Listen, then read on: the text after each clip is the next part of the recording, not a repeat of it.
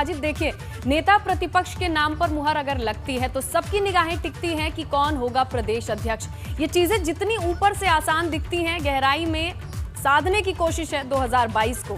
क्या एक चेहरा निकलकर सामने आ सकता है? जी बिल्कुल स्नेहलता, आपने बिल्कुल सही कहा। और ये 2022 का जो चुनावी समर है उसकी तैयारियां हो रही हैं, और ये जितने भी बदलाव हो रहे हैं केवल और केवल चुनावी दृष्टिकोण के मद्देनजर ये सब लिए जा रहे हैं।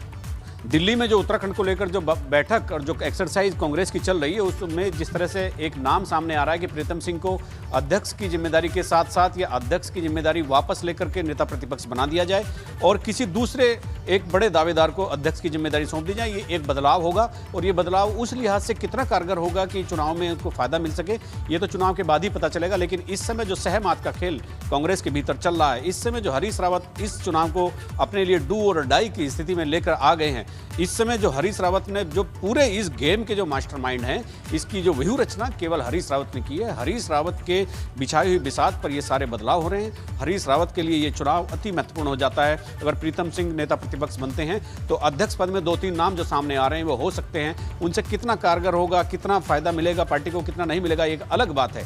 लेकिन ये बिसात हरीश रावत की बिछाई हुई है और हरीश रावत के लिए चुनाव बेहद महत्वपूर्ण है। और हरीश रावत के समर्थक तो कह रहे हैं कि इस बार नहीं तो कभी नहीं। जी सुनेता। बिल्कुल, लेकिन अजित यहाँ पर देखने वाली बात यह है कि नेता प्रतिपक्ष के पद पर प्रीतम सिंह का आना और इसके साथ ही इस पूरे बिसात में एक भूमिका निभाना जो शायद छिपी हुई अभी तक नजर आ रही है